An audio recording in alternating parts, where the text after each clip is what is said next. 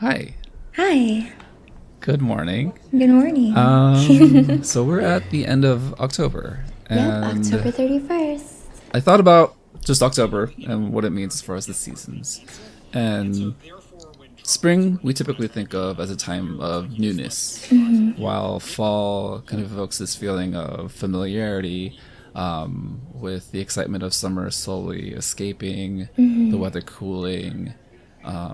And to me, at least, I feel a sense of earth tones and calming colors. Yeah. So, how would you describe the way you saw and felt October unfold through different colors?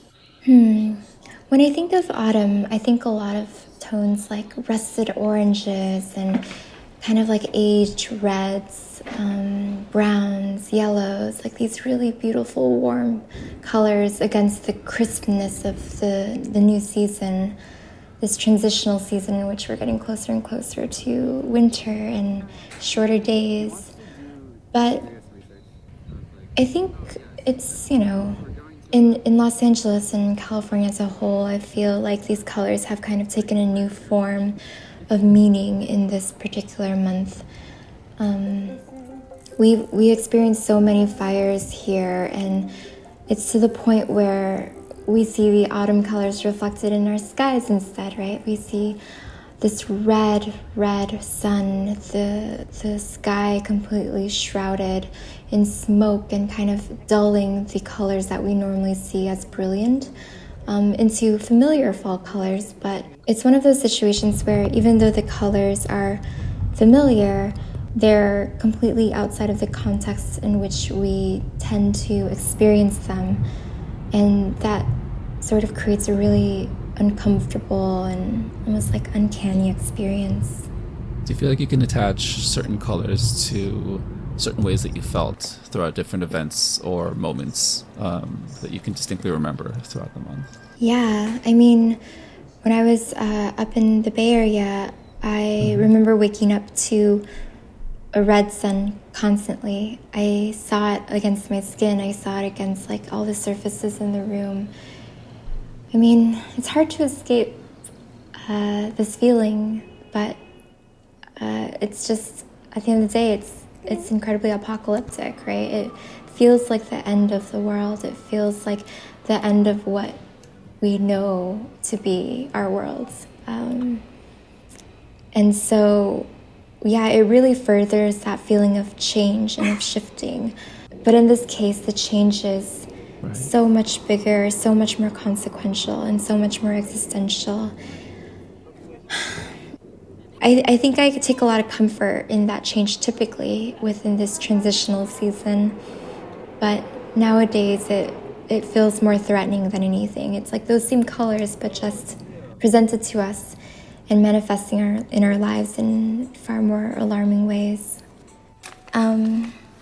Sorry, where were we? Well, typically during fall, and just with all the events that are happening in the world, there's a big push and pull with the emotions and the way we feel about things. School has started, and we're acclimated to our new surroundings and our new environment and the people around us. This quote does kind of express the way I feel about people. Yeah. So I've been watching the show called The Chef Show with John Favreau, and the episode I just watched was the Milk Bar Bake Sale, and the chef Christina Toshi Love her.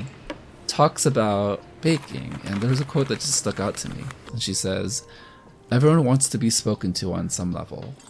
Everyone's in search of connection, and with food, the easiest way to speak to someone is through something they already know." Yeah. And this immediately had me feeling a sense of fall, October, bake sale. And I guess my question to you is, how have you connected with others this month?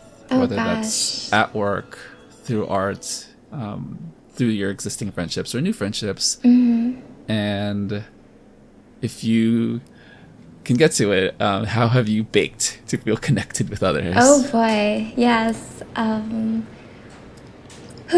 Connection is a really tough one to talk about this month, and also just in the recent months, right? At the beginning of October, I was in San Francisco, and I was seeing people socially distanced, and it was really lovely to feel connection through presence, even though there's no physical touch. But coming back to LA, I think I've just been really isolated since then and not as active in trying to go outside.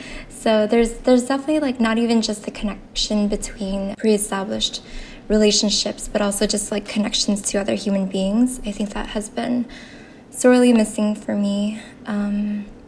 But with that said, I feel like something that I've discovered this month is this deep desire to communicate, even if it's not in a way that I'm familiar with. And that's manifested in a lot of voice messages and audio messages, which you have also been a receiver of once in a while.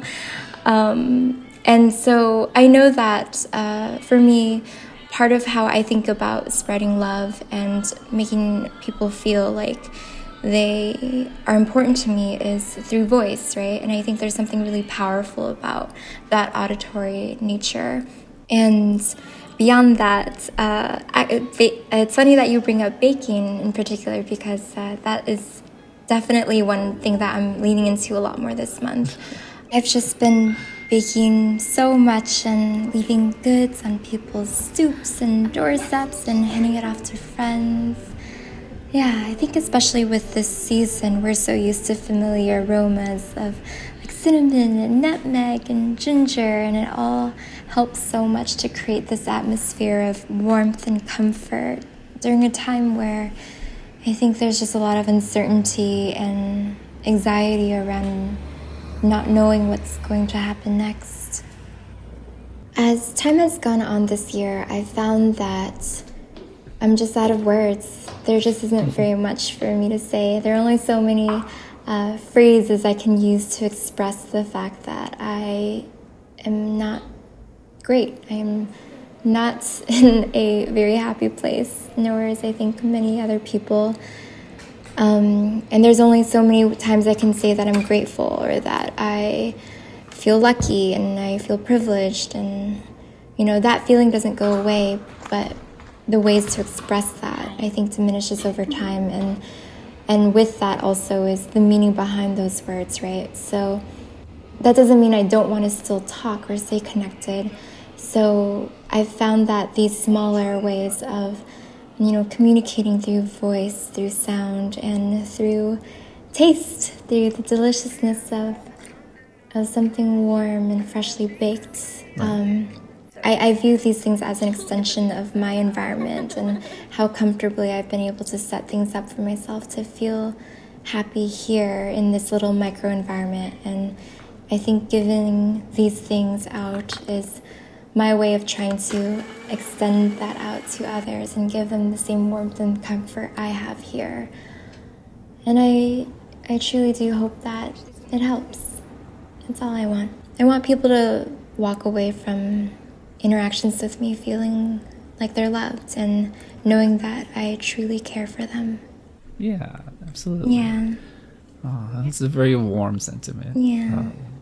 It's a warm season. With their season. Yeah. Yeah. So I guess the closing question I had for you, and it's really just more of a tie-up to everything we've already talked about. Mm-hmm. So we talked about the past with spring and summer, the present with fall, our current feelings of familiarity, and kind of just the state of the world. But now looking forward into November, what do you feel excited about in this coming November? What feels new to you? But considering that we're still in fall, what do you expect are ways to help you feel grounded and help you feel familiar moving into a new month? Yeah.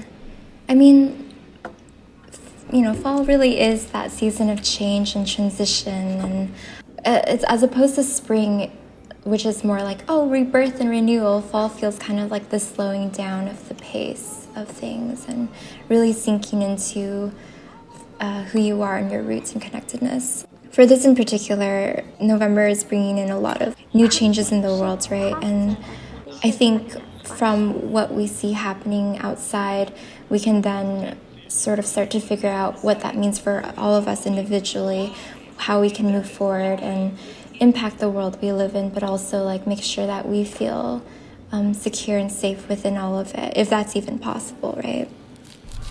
So I think a lot of October was bracing myself for what's to come in November and preparing for that mentally and physically.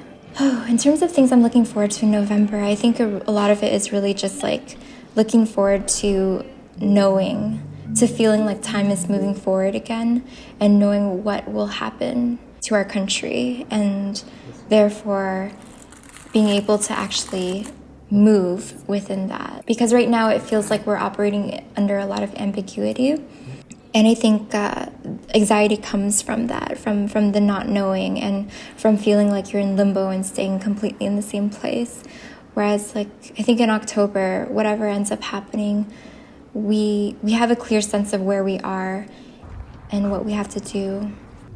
And something in that is extremely reassuring. Like it's almost like you are gaining that power back, that power to take action, that power to like move on.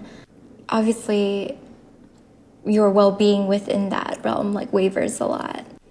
But yeah, I feel like it's the only way to feel like you're living again and moving through life again, for better or worse. So I'm very much looking forward to that. But honestly, if I think about this question a lot more simply, I am just so very much looking forward to getting to wear sweaters again, to cozy up in blankets, to have a nice warm cup of tea in my hands without feeling like I'm going to sweat my face off, you know?